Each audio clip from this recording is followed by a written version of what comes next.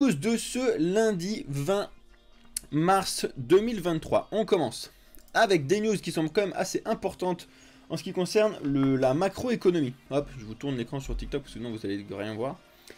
On a les banques centrales, donc ça c'est le site de la Banque Centrale Européenne qui a annoncé qu'ils allaient se mettre en accord avec les autres banques qui sont juste en dessous là, tac tac tac. La Banque du Canada, la Banque d'Angleterre, la Banque du Japon, la Fed, donc la Banque des États-Unis et la Suisse, pour pouvoir tous se mettre d'accord, pour pouvoir pallier aux problèmes de liquidité qu'il y a sur le dollar.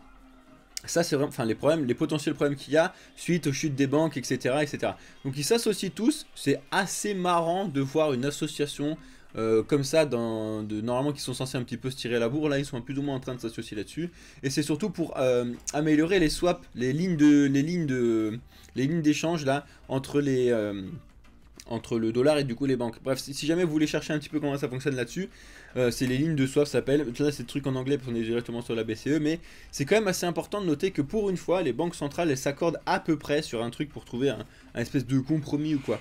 Sauf que du coup, ça centralise encore plus les efforts bancaires, etc. sur le dollar, donc voilà, on continue toujours à tourner autour de la centralisation comme d'habitude, je fais que de vous le dire, il faut faire vraiment attention à tout ça. Je vais essayer d'aller un petit peu vite sur ce type de news là parce que sinon on va passer toute la journée. Je pourrais en parler tout le temps parce qu'il y a quand même des trucs pas mal importants à vous dire.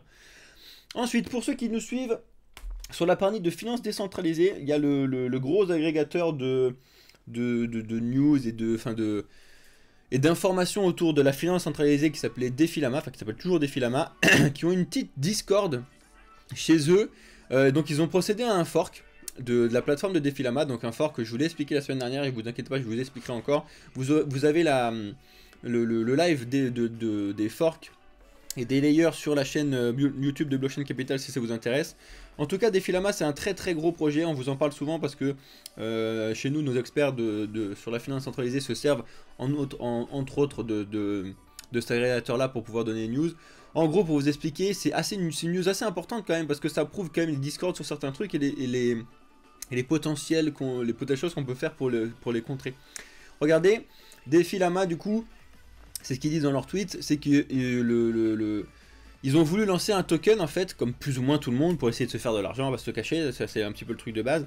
Ils ont voulu lancer un token sur la plateforme de Defilama en elle-même, alors que normalement c'est juste un agrégateur de news. Et du coup, eux là, qui sont chez Defilama, ils ont dit qu'ils allaient lancer un token, que ça ne représentait pas ce que eux ils voulaient proposer. Donc ils ont voulu se dissocier de ça, donc c'est pour ça qu'ils ont fait un fork, et que maintenant si vous voulez regarder ce qui se passe sans l'histoire du token, etc., il faut aller sur lama.fi, et il faut suivre le Twitter de lama.fi. Voilà, ça c'est vraiment si ça vous intéresse, mais du coup la plateforme elle n'a pas changé, hein, pour vous donner 2-3 infos là-dessus, la plateforme du coup c'était Defilama, c'est lama.fi maintenant. Voilà, ça vous donne vraiment toutes les informations sur ce qui se passe actuellement sur le monde de la finance décentralisée. Si ça vous intéresse, c'est vraiment très important, donc la total value locked, etc. pardon. Ça c'est vraiment des choses importantes à voir si ça vous intéresse la finance centralisée, et ça doit vous intéresser parce que c'est quand même un petit peu le futur de l'investissement long terme, on va dire, qui va permettre de concurrencer directement votre livret A, les livrets jeunes, etc. Donc ça c'est vraiment une news très importante. Ensuite, on a notre très cher Larry Finks qui a déposé sa lettre annuelle, là, comme d'habitude, aux investisseurs, là. Et du coup, dans sa lettre, il explique que, je vais pas vous la lire en entier, si jamais ça vous intéresse, vous avez la lettre de Larry Fink, bon c'est en anglais, faut savoir parler anglais, bref, là je vous fais un résumé très très rapide. En gros, il explique que la technologie de la blockchain, l'utilisation de la monnaie numérique, etc., ça peut vraiment être quelque chose de très intéressant. Il ne cite jamais crypto-monnaie, il ne cite jamais crypto-actif, il cite blockchain et il cite technologie, etc., pour montrer que ça fonctionne et que c'est vraiment révolutionnaire, que ça permet de trouver des solutions au monde financier traditionnel, etc. Donc c'est pas n'importe qui, hein, Larry Fink, dans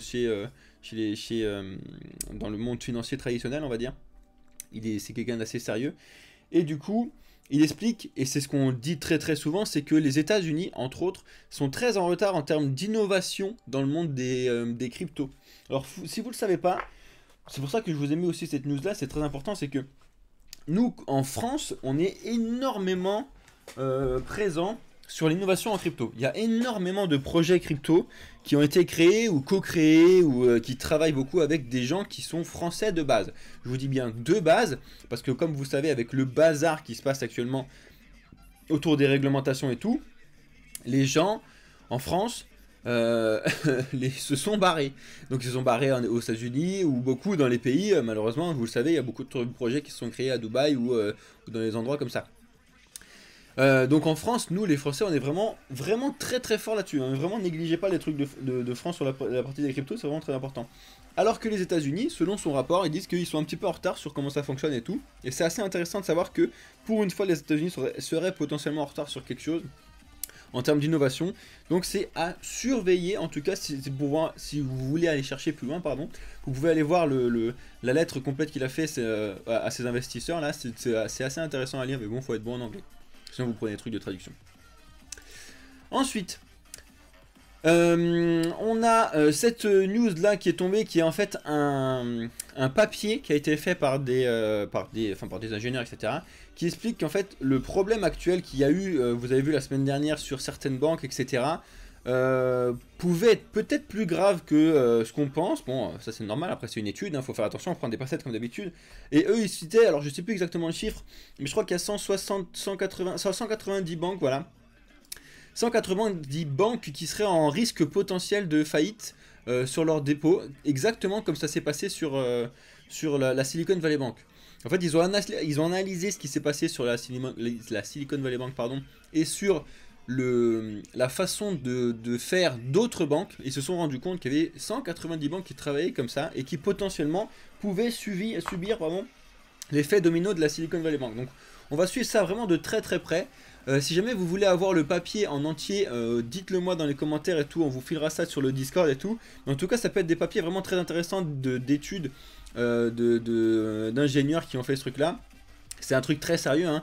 Il y a 21 pages, donc c'est pas non plus un truc incroyable. Vous avez les auteurs, etc. Vous pouvez télécharger directement le papier là-dessus. Si ça vous intéresse, rejoignez le Discord. On vous le met sur le Discord si vous avez envie d'aller chercher un petit peu plus loin ce qui se passe là-dessus.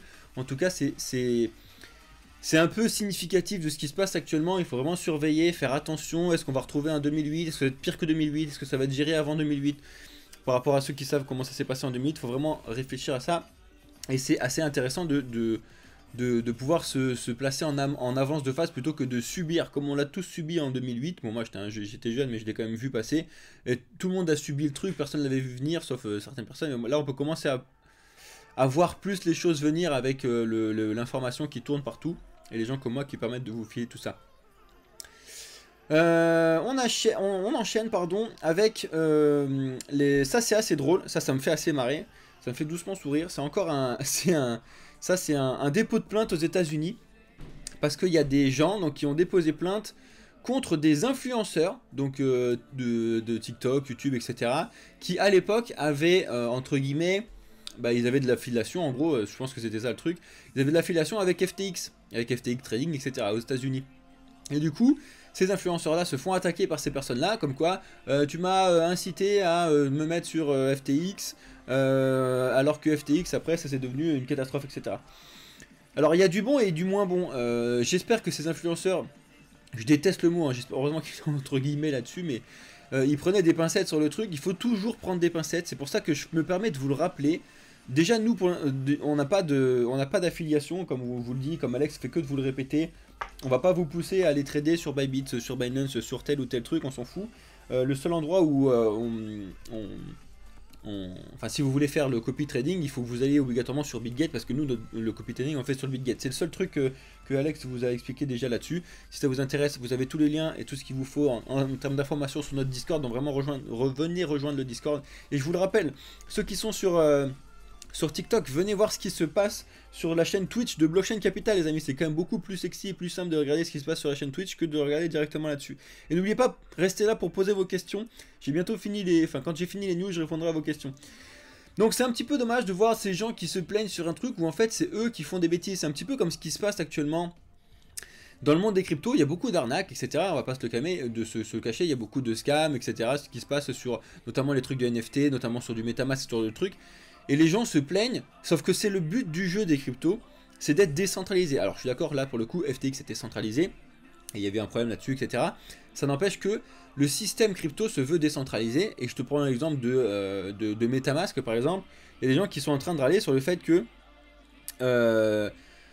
MetaMask les aurait arnaqués parce que MetaMask se sont fait hacker, donc c'est la faute de MetaMask. Non, MetaMask, il n'y a personne derrière, c'est des développeurs qui trouvent une solution, qui se financent juste par les dons, le but du jeu de MetaMask, c'est que ça peut pas se faire hacker l'entreprise derrière. Si jamais il y a un problème dessus, on l'a vu vendredi pendant la sécurité, vous avez la rediffusion du live sur la chaîne YouTube de Blockchain Capital si ça vous intéresse, mais en gros, il faut vraiment pas que vous fassiez des bêtises.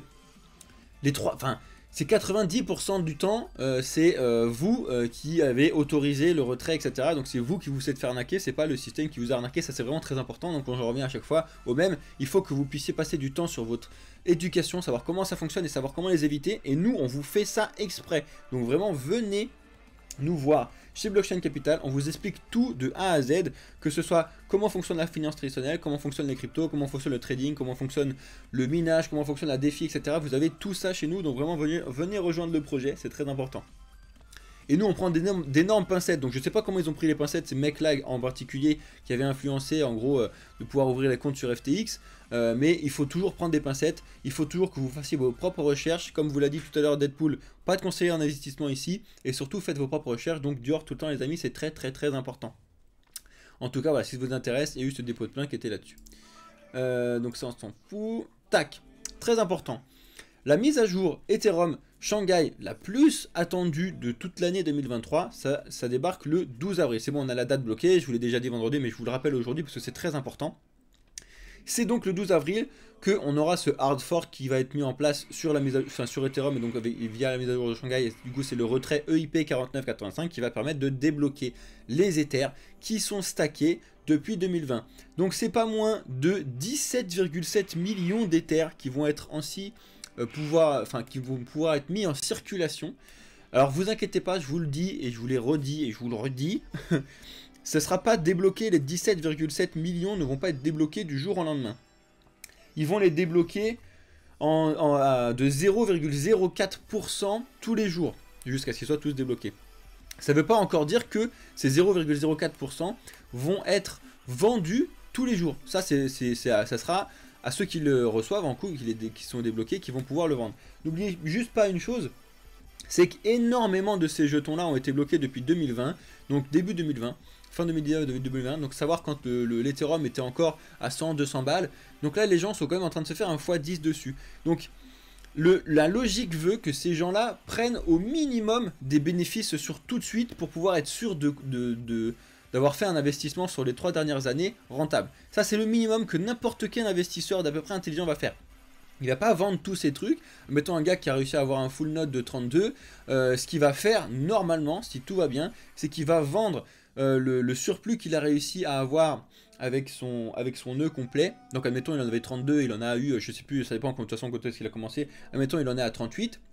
Il va vendre la différence entre 32 et 38. Ça c'est normal, parce qu'il va vouloir se rattraper sur les 32 Ethers qu'il avait voulu acheter à ce moment-là. Et normalement avec les 8, 6, 12, 15 Ethers qu'il a fait pendant ce temps-là, il va pouvoir rembourser cet investissement-là largement. Par contre, je ne pense pas que les gens qui ont leur nœud vont fermer leur nœud et vont tout retirer maintenant. Ça serait bizarre qui retirent tout d'un coup. Donc c'est pour ça qu'il faut vraiment prendre des pincettes. Il y en a beaucoup qui disent ça y est, à partir du 12 avril tout va cracher, ça va être une catastrophe, etc.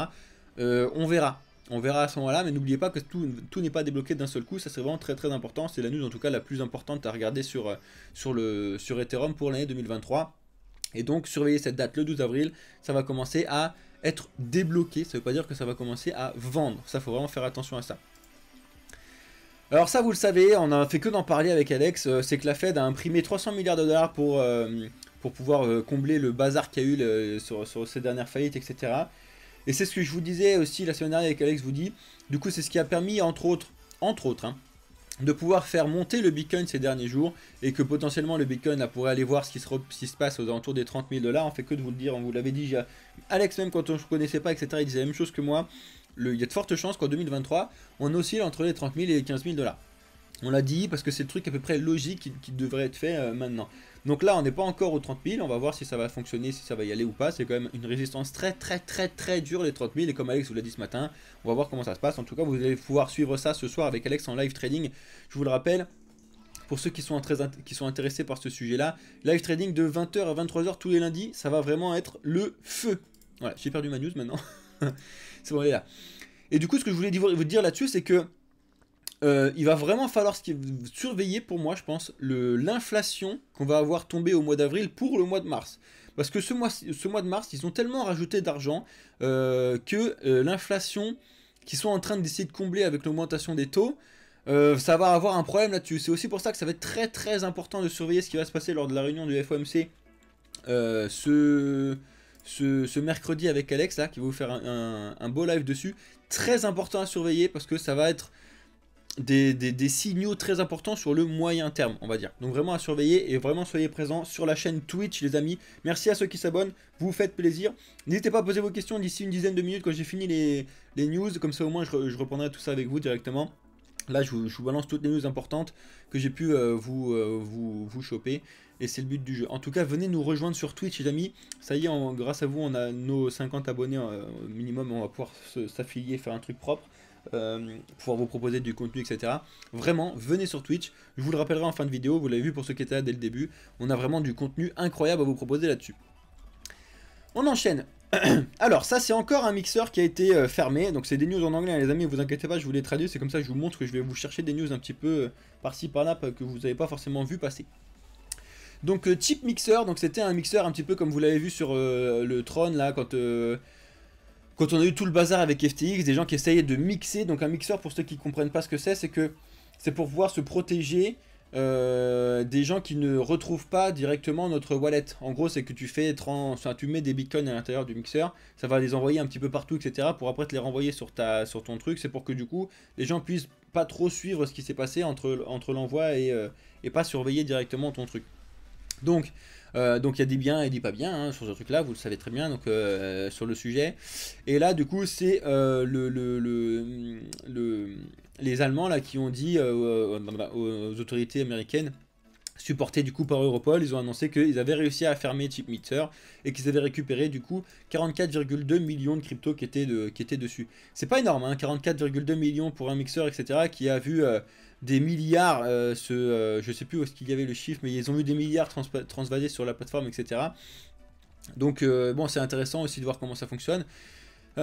Pour moi, les mixeurs, c'est quand même une solution qu'il faut garder, mais qu'il faut garder sainement, on va dire, trouver une solution pour faire quelque chose de propre. On avait déjà parlé la semaine dernière, lors des news sur les mixeurs, il y avait une news là-dessus, comme quoi les mixeurs essayaient de trouver des solutions pour que ce soit mis en place de façon saine. On va voir comment ça se passe par la suite, mais en tout cas les mixeurs, je trouve ça assez intéressant. Sinon, de toute façon, vous savez très bien, il y a quand même des cryptos comme Zcash et Monero qui permettent d'être totalement anonymes. Bref. On enchaîne, alors ça c'est deux news, vous allez voir, qui me font assez rire. Du coup je l'ai perdu là-dessus, mais bref on s'en fout. C'est ce mec là, donc c'est un crypto investisseur, enfin un gros investisseur, pas que crypto, etc. Et il nous a prédit un truc, les amis, vous n'êtes pas prêts. Hein. Donc c'est sur son Twitter, bon là du coup comme ça a mis à jour le truc de ce matin, ça a perdu le tweet que j'avais mis dessus de lui, bref. Il a fait un tweet ce week-end ou vendredi, qui disait que d'ici 90 jours, attention, hein, ça c'est une prédiction du futur, alors pas de conseil d'investissement, faites ce que vous voulez, mais je trouve ça n'importe quoi, mais il faut vraiment prendre ça avec des pincettes. C'est d'ici 90 jours, les banques centrales vont se péter la tronche, le dollar va se péter la tronche, et le bitcoin va aller toucher les 1 million de dollars. Alors, et d'ailleurs, il a mis, et c'est pour ça à mon avis qu'il a fait ce tweet là, il a dit: je vais récompenser 1 million de dollars du coup en équivalent bitcoin, tous ceux qui vont répondre des trucs intéressants sur ce tweet. Donc c'est vraiment à prendre à des pincettes. Alors ça serait non seulement très what the fuck, et c'est absolument impossible pour moi, dans le moins sainement, que le bitcoin atteigne 1 million de dollars d'ici 90 jours. Hein. 90 jours c'est 3 mois les amis. Il a sûrement fait ça pour pouvoir faire un peu de buzz sur son truc, etc. C'est assez intéressant d'étudier quand même ce qu'il nous dit là-dessus. Ils nous font les sources qu'il prend et tout, c'est assez drôle.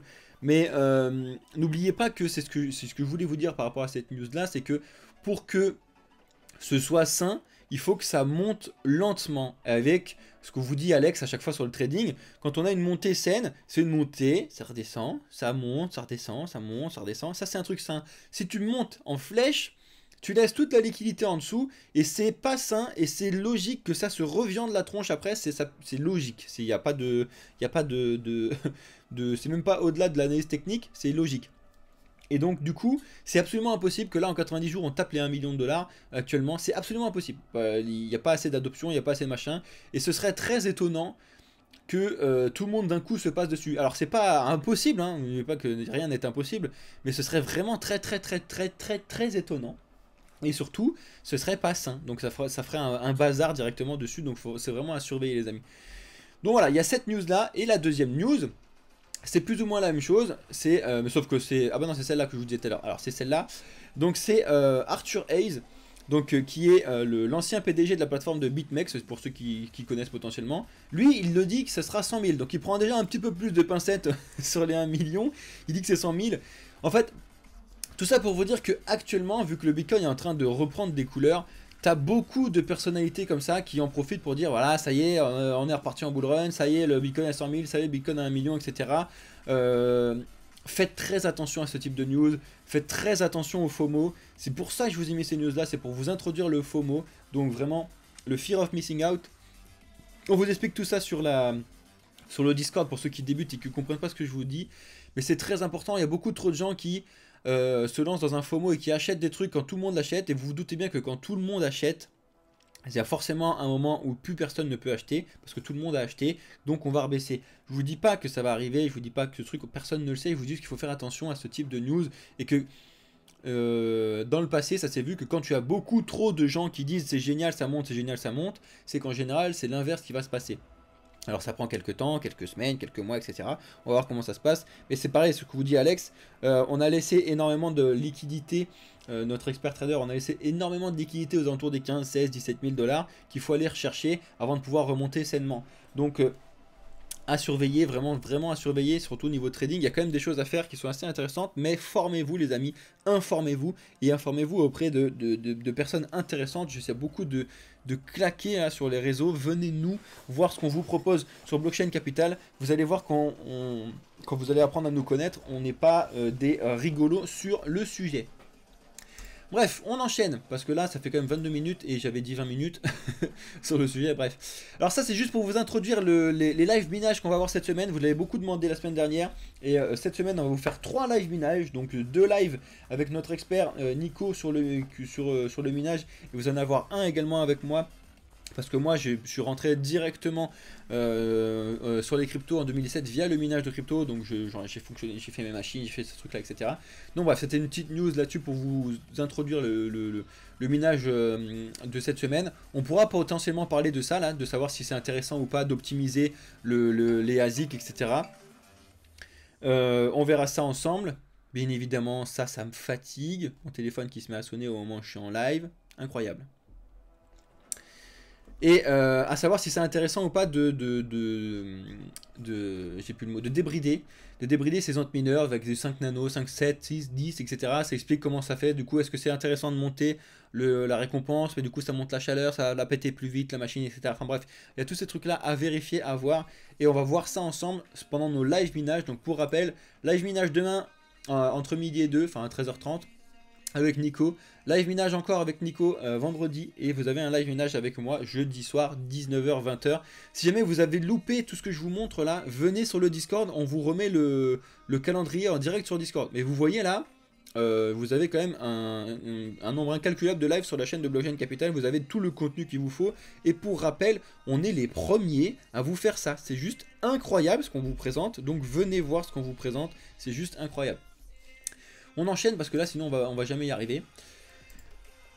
Alors ça c'était juste pour vous faire un petit truc, c'est on a le 24e salon de l'analyse technique à Paris, et on va y être. C'est notre expert trader Sandro qui trade beaucoup sur le forex, il va y aller. On vous fera un retour de comment ça s'est passé, qu'est-ce qu'il y a eu d'intéressant, etc. là-dessus. C'était important là-dessus à nous de pouvoir y aller, surtout quand on est dans le training, etc. de pouvoir vous faire un petit peu de retour de ce qui s'est dit, ce qui s'est passé, etc. En tout cas, nous, notre expert trader va y aller et on vous fera un retour là-dessus. Il vous fera directement un retour pendant ces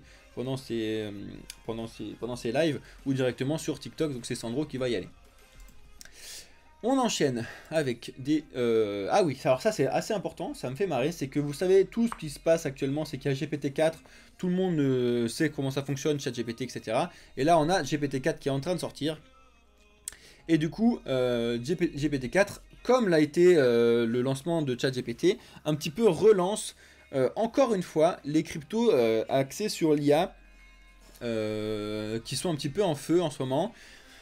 Donc c'est pour ça, je fais que de vous le répéter, faites vraiment très attention, déjà pas de conseil d'investissement ici, vous le voyez, je prends des pincettes de ouf. Quand vous voyez ce type de news, que ça y est, les tokens d'intelligence artificielle sont en train de monter, etc., faites vraiment, vraiment attention. Parce que oui, certes, l'intelligence artificielle et les tokens liés à l'intelligence artificielle, c'est vraiment très intéressant, on va pas se le cacher. Donc voilà, par exemple, là, il y a l'Agix qui est intéressant, je sais plus s'ils ont mis les autres dessus, mais tu as du Fetch IA, du Ocean Protocol, etc. C'est vraiment des projets qui sont vraiment très très intéressants.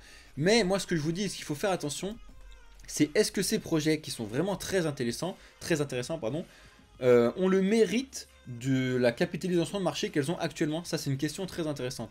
C'est très nouveau, ça vient de se lancer, et est-ce qu'elles méritent réellement ce qu'elles ont actuellement? Franchement, faut aller pousser un petit peu ce qui se passe derrière. Alors je dis pas que c'est surévalué, sous-évalué, etc.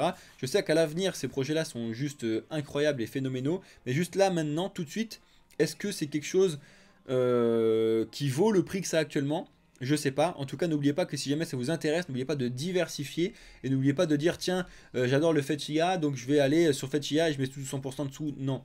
Regardez ce qui se passe chez Agix, regardez ce qui se passe chez Ocean Protocol, etc. Très important, sinon vous allez aller droit dans le mur si jamais vous avez investi dans le mauvais truc. Vraiment très important, diversifier, je fais que de vous le dire. On enchaîne. Alors, donc c'est ce que je viens de vous dire, pardon. Allez, viens là, petite news. Alors ça, on a 5 projets à surveiller suite au crash du marché. Donc ça, c'est CoinTribune. Donc c'est 5 projets selon CoinTribune à surveiller. C'est des projets un petit peu macro.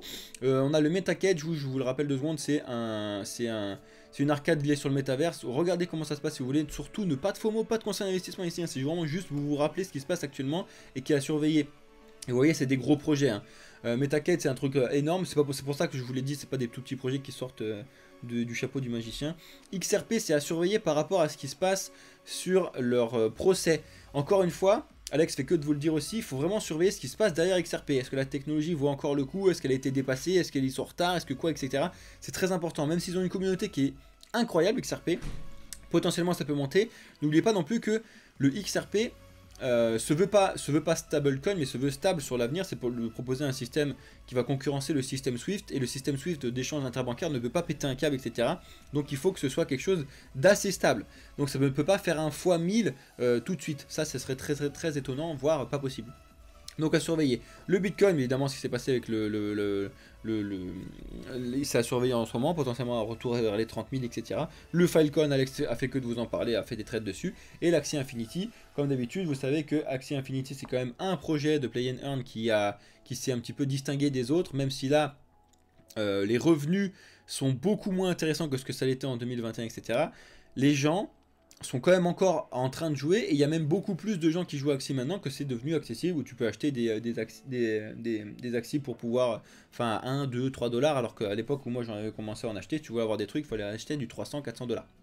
Bref, on enchaîne. On a ce gros projet qui a été présenté entre autres à la Paris Blockchain Week, que j'ai vu plusieurs fois, c'est pour ça que je voulais vous le remettre aujourd'hui. Donc c'est le Icon X-World, pour ceux qui sont fans de voitures, de conduite automobile, etc. Ça peut être intéressant de regarder ce qu'ils proposent. Donc c'est en gros de pouvoir faire du contenu pilote, etc. sur du métavers, potentiellement le lier avec quelque chose en réel, etc. Ça peut être intéressant pour ceux qui vraiment sont fans de conduite automobile, etc. Regardez, pas de conseil d'investissement, juste faites votre recherche et allez dire si ça vous intéresse. Ça peut être un projet cool à surveiller sur l'avenir. En tout cas, ils sont énormes, ils ont fait leur présentation lors de la Paris Blockchain Week à surveiller. Ça, c'est la news la plus importante pour moi, parce que pour ceux qui savent comment ça fonctionne, actuellement, Pokémon Company, c'est la firme la plus rentable au monde, enfin c'est le projet le plus rentable du monde, mais largement au-dessus de tout le monde. Les gens ils disent ouais, Apple c'est intéressant, Amazon, etc. Pokémon Company, ils sont au-dessus du game, mais genre incroyable. Vous êtes vraiment pas prêts sur la puissance de Pokémon. Et c'est d'ailleurs pour ça qu'ils prennent des méga pincettes avant de pouvoir se lancer dedans. Et qu'ils ont justement, c'est qu'ils disent dedans, ils sont en train de recruter des gens pour pouvoir savoir comment ça fonctionne concrètement, qu'est-ce que ça peut leur apporter, etc. Parce qu'ils ne veulent surtout pas aller droit dans le mur. C'est un truc là, pour le coup, c'est vraiment un too big to fail. Pokémon, là, on parlait de ça souvent avec Alex sur le système bancaire, etc. Pokémon, c'est too big to fail. C'est ma génération, moi je suis né directement avec les premiers les cartes Pokémon, etc. Et ça continue maintenant avec mon petit neveu qui continue à avoir des cartes, etc. Ça finit jamais, ça s'arrête jamais, les jeux et tout. C'est vraiment un délire de tout ce qui se passe là-dessus. Si jamais ils sortent un truc carré sur un métavers, genre un Pokémon Go, mais accès avec tes Pokémon en NFT et tout, s'ils font un truc propre, c'est juste un banger total, pas possible, n'importe quoi. Alors ça va clairement pas sortir cette année, ça va peut-être sortir dans 5 ans, dans 10 ans, mais en tout cas on sait qu'ils réfléchissent et ils essaient de trouver des solutions pour pouvoir faire un truc sain. C'est vraiment à surveiller à l'avenir, je voulais vous le montrer. C'est des news qui sont déjà tombées plusieurs fois, mais ça c'est vraiment à surveiller de ouf. Ensuite, ça on va finir sur ces deux petites news là qui sont importantes. 30 minutes, je vous l'ai dit le lundi, en général le lundi c'est compliqué de faire un truc court. Hein. Bref, mieux qu'un stablecoin, les banques suisses inventent le deposit token. Donc c'est pas vraiment les Suisses qui l'ont inventé, c'est plutôt à Singapour là. Et en fait ils sont en train d'essayer de trouver une solution, c'est assez drôle, c'est que actuellement vous avez du coup les cryptos qui proposent leurs solutions crypto-monnaie, etc. Vous le savez. Vous avez les banques centrales qui proposent leurs solutions, donc les monnaies numériques de banque centrale. Et là au milieu, vous avez les banques qui sont en train d'essayer de trouver une solution pour elles-mêmes, et c'est assez drôle, donc de mettre en place, d'utiliser la blockchain, etc., de mettre un token qui sera un deposit token, où en fait que via des smart contracts et de l'utilisation de la blockchain, les dépôts en Suisse par exemple, sur les banques suisses, seront tokenisés, et pour pouvoir en fait mettre de la sainteté, ça veut rien dire, mais que ce soit le plus sain possible mis en place pour éviter les problèmes de liquidation bancaire, les problèmes d'utilisation faussée, etc. Donc ça c'est à surveiller comme d'habitude. Donc voilà, là je pense qu'on a fait le tour. Hein. On a les crypto-monnaies qui proposent leur système, on a les banques centrales qui proposent leur monnaie numérique de banque centrale, et là actuellement on est en train de voir ce qui se passe côté des banques, de pouvoir proposer un token juste vraiment sur les banques à elles, de pouvoir faire un deposit token. À suivre, est-ce que c'est intéressant, est-ce que c'est pas intéressant?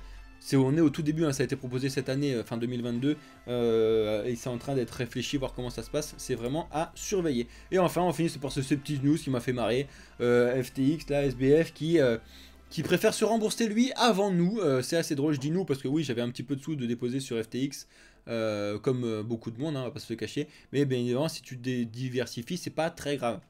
C'est pas énorme ce que j'avais dessus, il suffit de diversifier, de faire attention, mais en tout cas lui il a dit non mais gars, moi j'ai envie qu'on me rembourse tous mes frais de justice que j'ai payés avant de rembourser ceux qui étaient sur ma plateforme. Bref, c'est assez drôle, ça me fait marrer un petit peu ce qu'il nous fait là-dessus, ce petit gars là, mais voilà, on a fait le tour des news les amis. Donc pour ceux qui sont là et qui viennent d'arriver sur la chaîne là, je veux juste vous faire la petite désintro là la petite outro pour pouvoir mettre la rediffusion sur YouTube. Je vous le rappelle là-dessus, ça que je voulais vous dire, si jamais vous avez loupé les news de ce matin, je vous mets la rediffusion YouTube juste après là, sur la chaîne de Blockchain Capital. Ceux qui sont sur le rediff, merci à vous, bonne journée, c'était Crypto pour la chaîne de Blockchain Capital, ciao.